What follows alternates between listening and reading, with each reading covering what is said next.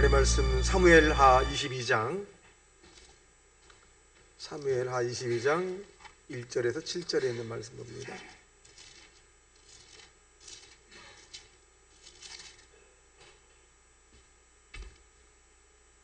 자, 우리 모니터에 있으니까 우리 합독하겠습니다. 시작.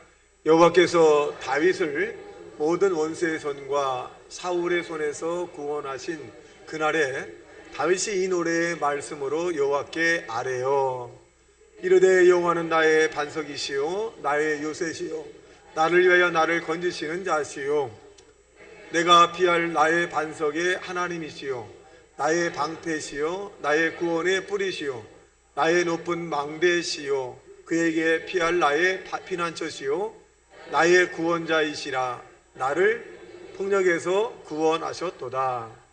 내가 찬송받으실 여호와께 아뢰리니 내 원수들에게서 구원을 받으리로다.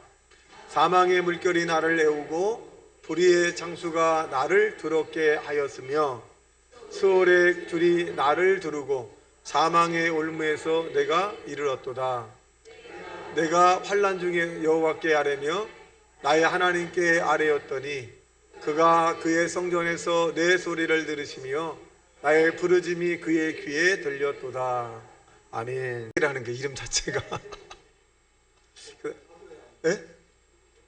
독재시를 전도해 왔습니다. 뭐 하냐 그랬더니 뭐라 그랬어요? 직업이? 근데 그 말 안 하던데 나. 예? 아 그래. 예, 그래. 그렇게 말 안 하고 뭐라 하던데 뭐 두 글자로 뭐 하던데. 아 폴리스. 아 그 세 글자잖아요. 예? 뭐 이상한 말 쓰더라고. 새라고 한 것 같은 뭐라 그래서 내가 알아듣지 못했는데. 예? 그게 뭐예요? 새요? 조류. 전도 잘 해오셨고 이름이 독재라고 그래서라도 득재로 내가 얘기해 득재 근데 무슨 득재가 아니라 독재 그러더라고. 이름이 좀 특이하다 이렇게. 전도 해오셔서 전도해서 우리 박수 한번 치겠습니다. 성탄절에 이렇게 했습니다. 자 하나님 말씀 우리 다 같이 주여 삼창하고 통성 기도합니다. 주여 주여 주여 할렐루야. 우리 아버지 영원하신 우리 아버지 하나님 감사합니다. 아버지 우리 아버지 원하시는 우리 아버지 하나님 함께 하시고 아버지 우리 아버지 원하시는 우리 아버지 하나님 함께 하시고 아버지 없이 없어서 아버지 우리 아버지 원하시는 우리 아버지 하나님 함께 하시고 아버지와 우리 아버지 원하시는 우리 아버지 하나님 감사합니다. 하나님 도와주시고 아버지 없이 주옵소서. 기뻐하라 내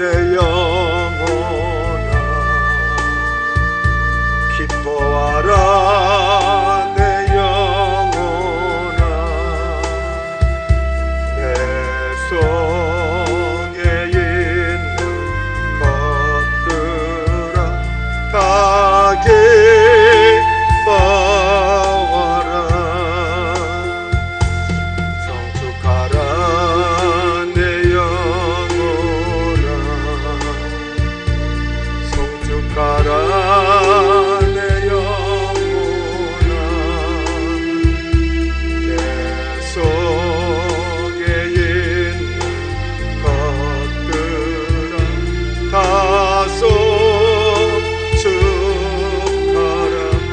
할렐루야. 아멘. 우리 앞뒤 옆 두 사람에게 당신은 복 있는 사람입니다 라고 인사하시기 바랍니다. 당신은 복 있는 사람입니다. 다윗의 승리의 노래라고 하는 제목으로 말씀을 증거하겠습니다. 저와 여러분의 삶 속에서 구원이란 말은 뭐냐 하면 건짐을 받았다는 거예요. 어떤 사람은 질병의 고통 속에 있고 또 삶의 고통 속에 있고 물질의 고통 속에 있고 대인관계 고통 속에 있을 때 할지라도 이 구원이라고 하는 말은 건져냈다 이 말입니다. 그래서 저와 여러분 어떤 고통 가운데 빠졌다 할지라도 하나님께서 저와 여러분을 능히 건져준다는 사실을 믿게 되길 주님의 이름으로 축원합니다. 오늘 본문에 있는 내용은 이 다윗이 사울이라고 하는 장인이죠. 장인으로부터 무수한 고난과 고통을 당합니다. 그런데 하나님께서 1절의 말씀에 보면 사울의 손에서 구원하신 그날에 하나님이 사울의 손에서 다윗을 벗어나게 했다는 거죠. 그래서 이 다윗이 너무나 감사해서 하나님 앞에 드려진 찬양이기도 합니다. 여러분, 다윗이 얼마나 고통스러웠을까요? 인정과 존중과 또 지지, 응원을 받아야 될 장인으로부터 죽임을 여러 번 당할 뻔했고, 숨어 피해야 되고 또 도망다녀야 되고, 때로는 사막에서, 때로는 동굴에서 장인을 피해서 그렇게 살아했던 이 다윗. 이 다윗은 그런데 이 사울을 원망하지는 않습니다. 이 모든 것이 하나님으로부터 허락하여서 온 것이다라고 인정하면서 스스로 하나님 앞에 기도하고 또 찬양하고 하나님이 자기를 인정해 주기를 아주 몸부림치는 모습입니다. 여러분, 지도자는 사람을 탓해서는 안 됩니다. 우리가 잘 아는 모세라고 하는 사람이 아무리 이스라엘 백성들이 이 모세를 향해서 원망불평하고 또 물이 없다고 불평하고 또 배고프다고 불평하고 또 이 건널 수 없다라고 하는 이런 불평 가운데서도 이 모세는 하늘을 바라봅니다. 하나님이 이것을 해결할 분이십니다라고 하나님을 바라봅니다. 절대로 모세는 이스라엘 백성들과 다투거나 또 변론하거나 싸우는 게 없어요. 오로지 하나님이 허락하시면 모든 것이 풀어질 거다라고 하면서 최선의 삶을 다한 것을 알 수 있습니다. 여러분, 우리는 어떻게 보면 구역장이고 구역강사고 또 지역장이기도 합니다. 또 교회에서는 안수집사고 권사님이고 또 여러 가지 총괄이고 여러 가지 맡겨진 일들이 있습니다. 절대로 사람을 탓하지 말고 주님만을 바라보는 하나님의 사람이 되시기를 주님의 이름으로 축원합니다.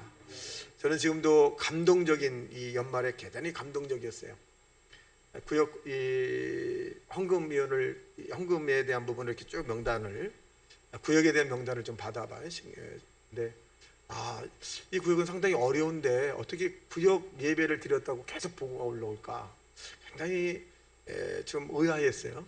나중에 알고 보니까 구역 강사님이 대단히 훌륭하신 분인데 그 바쁜 와중에서도 혼자 예배 드립니다. 그럼 이게 보통 일입니까? 혼자서 구역원들이 온 것처럼 믿고 예배 드린 거잖아요. 그래서 너무 감동이었어요. 그래서 재정권사한테 전화를 했어요. 재정권사님, 우리 이런 분 상을 줘야 되지 않습니까? 그랬더니 재정권사님이 상을 줘야 된다는 거예요. 그래서 내가 또 기도하다 보니까 수고한 분이 너무 많아. 그래서 다시 전화해서 재정권사님, 수고한 분이 너무 많아가지고 못 드리겠어요 했더니 재정권사님이 그렇게 하시죠 목사님. 그래요. 여러분, 혼자 예배 드린다는 게 뭐냐? 탓하지 않겠다는 거거든. 당신들이 구역 예배 참석을 안 하건 내 할 도리만 하겠다. 내 할 도리. 하나님이 나를 어떻게 보느냐가 중요하다는 거. 이게 지도자의 자세입니다. 이게 진짜. 목사님 예배 드리려고 하는데요, 이 사람이 아니고 저 사람이 아니고 협조를 못해줘서 나 못했어요. 맞는 얘기죠. 틀린 얘기 아닙니다. 맞는 얘기예요. 지도자는 사람을 바라보는 것이 아니라 주님을 바라보는 거예요. 주님이 나를 어떻게 했을까? 토마스 아켄버스가 지은 책 가운데 하나가 예수님이라면 어떻게 하셨을까라고 하는 책이 하나 있습니다. 예수님이라면 어떻게 하셨을까? 예수님이라면 내가 총괄이고 또 내가 구역장이고 구역강사고 담임 목사고 또 성가대장이고 피아노 반주자고 또 자기 맡겨진 포지션에 위치해 있을 때 그러면 어떻게 하셨을까? 여러분, 역지사지. 이 연말을 통해서 다시 한번 입장을 예수님의 입장으로 바꿔놓고 한번 생각하고 사시기를 주님의 이름으로 축원합니다. 바로 다윗이라고 하는 사람이 그런 마음이에요. 아무도 이 다윗은 시편을 바라보고 어떤 곳을 바라보더라도 사랑과의 언쟁을 하지 않습니다. 하나님이 허락하셨기 때문에 이렇게 나에게 고통이 있는 것이고 하나님이 허락하셨기 때문에 이렇게 잘 되는 것이고 모든 것은 하나님으로부터 오는 것이다. 여러분, 이것이 절대 신본주의적 사상이다. 그렇다고 해서 이 다윗이 허랑방탕하게 막 사는 것이 아닙니다. 굉장히 조심스럽게 하나님이 기뻐하는 그런 삶을 살아갑니다. 여러분, 저와 여러분은 다 주님을 만날 날이 있습니다. 그래서 학자는 이렇게 얘기합니다. 인간은 시한부 인생을 살아가는 것이다. 시한부 인생. 어떤 사람은 20년의 시한부, 어떤 30년의 시한부, 어떤 사람은 50년의 시한부, 어떤 사람은 10년의 시한부 인생을 살아가는데, 여러분 시한부 인생을 살아간다는 것은 뭐냐면 여러분 시간을 아끼고 거룩해야 되고 최선을 다해서 여러분 이 땅에서 여러분에게 맡겨진 일에 생명을 걸고 최선을 다하기를 주님의 이름으로 축원합니다. 어영부영 둥 이렇게 살아가는 것이 아니라 내게 맡겨진 일이다. 이것을 아폴로스 사명이라 그래. 여러분에게 맡겨진 일이 작은 일이건 큰 일이건 없어요. 여러분은 중요한 일을 하고 계시는 거예요. 여러분 맡겨진 일을 대단히 중요한 일입니다. 하나님 맡겨진 일이기 때문에 최선을 다하고 그 나머지는 주님에게 맡기길 주님의 이름으로 축원합니다. 첫째로 원수들의 손에서 건져주심을 노래했다. 1절을 보겠습니다. 시작. 여호와께서 다윗을 모든 원수의 손과 사울의 손에서 구원하신 그날에 다윗이 이 노래의 말씀으로 여호와를 아뢰었다. 자, 모든 원수에게서와 이 사울의 손에서 건졌다 이렇게 말씀합니다. 여러분, 우리의 원수는 누구일까요? 사업을 방해하고 출세를 가로막고 내가 하는 일들을 저지하고 괴로움을 주고 고통을 주는 사람들을 뭐라 그러냐? 우리가 원수다 그렇게 말해. 근데 이 다윗의 원수는 누구라 그러느냐? 신앙생활을 방해하는 자. 이것이 원수라는 거예요. 하나님의 일을 하는데 방해하는 자. 이것이 원수라는 것입니다. 여러분이 하나님이 주신 사명의 길을 가는데 방해하는 자. 이것이 원수예요. 그래서 여러분 원수는 하나님이 정리해 줄 걸로 믿고 맡겨진 일에 최선을 다하는 자 되시기를 예수님 이름으로 축원합니다. 그래서 우리는 하나님께 맡겨준 사람이기 때문에 이 미움이라든가 시기 질투를 가지고 가서는 안 됩니다. 여러분, 사랑과 사람 사이에 승리하는 사람이 어떤 사람이냐? 미워하지 않고 사랑하는 사람이 이기는 거예요. 악을 악으로 욕을 욕으로 눈을 눈으로 피는 피로 갚으면 여러분 지는 거예요. 여러분, 나를 악으로 또 욕하고 상처 주는 사람을 안을 수 있는 넓은 마음을 가진 사람이 끝내 성공하는 거예요. 끝내 이기는 것입니다. 그리고 그를 위해서 기도하고 그를 위해서 하나님 앞에 간절히 기도할 때 하나님 어느 순간에 그 사람을 여러분 붙여준다는 사실을 믿게 되기를 주님의 이름으로 축원합니다. 여러분, 하지 말자는 얘기는 누구나 할 수 있어요. 하지 마, 하지 말자, 아니 안 다닐 거야, 나 그만 다닐 거야, 이건 누구나 할 수 있어요. 그런데 하자, 해보자, 다시 한번 해보자, 어렵지만 우리가 힘을 합치자, 이게 주님이 원하는 것이라는 사실을 믿게 되기를 주님의 이름으로 축원합니다. 무너뜨리기는 쉬워도 세우는 건 어려워요. 무너뜨리는 건 굉장히 쉬워요. 근데 세우는 건 굉장히 어렵습니다. 여러분, 원수의 목전에서 하나님이 저와 여러분을 건져주실 것이고, 시편 143편 9절에 보니까 여호와여 나를 내 원수들에게서 건지소서 내가 주께 피하여 숨었나이다. 또 시편 102편 8절에 보니까 내 원수들이 종일 나를 비방하여 내게 대항하며 미칠 듯이 날뛰는 자들이 나를 가리켜 맹세하나이다. 그러니까 하나님 앞에 이 다윗은 직고하는 거예요. 하나님, 원수가 나를 힘들게 합니다. 여러분이 그 원수를 대적하는 것보다 하나님에게 맡기는 게 빨라요. 그리고 완벽해, 퍼펙트합니다. 여러분이 원수를 여러분 대적하면 여러분 손에 피가 묻어서 하나님의 응답이 더디게 옵니다. 여러분 원수를 하나님에게 맡기는 자 되시길 주님의 이름으로 축원합니다. 오히려 그 원수를 여러분 어떻게 됩니까? 선한 삶을 그들에게 보여줘야 돼요. 선한 것을 자꾸 쌓아야 돼, 그 사람에게. 그것이 원수의 손에서 건져냄을 받는 비결이다. 둘째로 하나님이 피난처 되심을 인하여 노래했다 했어요. 자, 3절 보겠습니다. 시작. 내가 피할 나의 반석의 하나님이시요 나의 방패시요 나의 구원의 뿌리시요 나의 높은 망대시요 그에게 피할 나의 피난처시요 나의 구원자시라 나를 폭력에서 구원하셨도다. 자, 구원해 주었다 이 말입니다. 자, 하나님께서 부지 중에 우리가 범죄했다 할지라도 저와 여러분을 기가 막힐 운동에서 하나님이 저와 여러분을 보여주신다 했어요. 여러분, 이 다윗은 사울이 자기를 죽이려고 한 것이 3번 정도 되죠. 그런데 다윗은 사울을 죽이려고 하지 않습니다. 오히려 당신이 이렇게 나에게 내가 죽일 수 있었지만 살 수 있었던 것은 하나님의 은혜라고 생각하라 그렇게 하잖아요. 그러니까 다윗이 굉장히 신본주의예요. 신본주의, 철저하게. 그러니까 다윗을 만나니 내 마음에 합한 사람이로다라고 사도행전에 말씀해 주잖아요. 내 마음에 합한 사람이다. 여러분, 우리에게 주어진 일이 무엇인가를 잘 살펴서 이해가 가기 전에 다 정리하고 나가는 믿음의 삶이 되시기를 주님의 이름으로 축원합니다. 시편 61편 3절의 말씀에 보면 주는 나의 피난처시요 원수를 피하는 견고한 망대이십니다 그랬어요. 주님에게 피하는. 그럼 목사님, 주님에게 피하는 피난처로 삼는 것이 뭘까요? 여러분, 우리가 잘 아는 피난처는 뭐냐? 주님에게 기도하는 거예요. 기도하는 자를 이길 수 없습니다. 말씀을 지키는 자를 이길 수 없고, 용서하는 자를 이길 수 없고, 사랑하는 자를 이길 수 없고, 그리고 응원과 지지하는 사람을 이길 수 없습니다. 이길 수 없어요. 이런 사람이 왜 이길 수 없느냐? 하나님의 편이기 때문에 그래요. 하나님의 편이 되면 여러분 천군만마가 여러분을 덤빈다 할지라도 여러분 1대100으로 이긴다는 사실을 믿게 되길 주님의 이름으로 축원합니다. 그래서 기도하는 자예요. 그래서 우리가 기도하고 난 다음에 반드시 뭐가 살아야 되느냐? 입이 살아야 돼. 입이. 따라합시다. 입이 살자. 믿음이 살자. 언어가 살아야 돼. 언어가. 나는 반드시 승리할 것이다. 나는 반드시 성공할 것이다. 나는 반드시 좋은 일이 있을 것이다. 주님이 함께하면 이 입술로부터 우리가 나는 안 된다, 할 수 없다. 인터넷 잠깐 보니까 미래증후군이라는 게 나왔어요. 요새 단어가 미래증후군. 그다음에 이 많은 사람들이, 지도자들이 미래에 대한 이 확신 불확신 때문에 뭐 심하게 고통당하고 있다. 뭐 미래증후군이라고 해요. 근데 이 기독교인들에게 미래증후군이 있을 수 없어요. 여러분, 미래에는 여러분이 하는 것이 아니라 하나님이 여러분과 함께 할 것이고, 여러분 하나님 말씀대로 따라 쫓아가는 하나님의 사람이 되시기를 주님의 이름으로 축원합니다. 그래서 우리의 마음이 에피키트, 자세가 올바르면 하나님이 언제든지 여러분에게 도움이 된다는 사실을 믿게 되길 주님의 이름으로 축원합니다. 그래서 우리 마음이 무너지면 누가 그 마음을 일으키리라. 그래서 마음이 굉장히 중요한 거예요. 난 할 수 없다, 안 된다. 그럼 미래 증후군이 걸리는 거예요. 이런 사람에게는요, 아무리 좋은 걸 줘도, 맛있는 걸 줘도 맛이 없다 그래요. 왜? 입맛이 없거든요. 그래서 여러분, 마음을 강하게 하고 담대하십시오.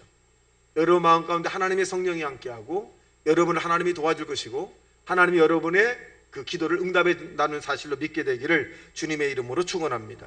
그래서 우리가 하나님 앞에 기도하는 것이 하나님을 피난처로 삼는 것이다, 이렇게 말씀합니다. 자, 마지막으로 세 번째 보면 부르짖음을 들어주신다, 이렇게 말씀했어요. 7절 보겠습니다. 시작. 내가 환난 중에 여호와께 아뢰며 나의 하나님께 아뢰었더니 그가 그의 성전에서 내 소리를 들으시며 나의 부르짖음에 그의 귀에 들렸도다.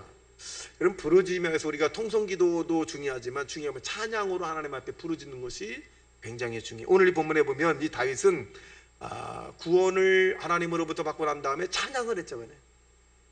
여러분, 찬양은 곡조 있는 기도를 의미합니다. 여러분, 하나님 앞에 마음껏 찬양하는 하나님의 사람이 되시기를 주님의 이름으로 축원합니다.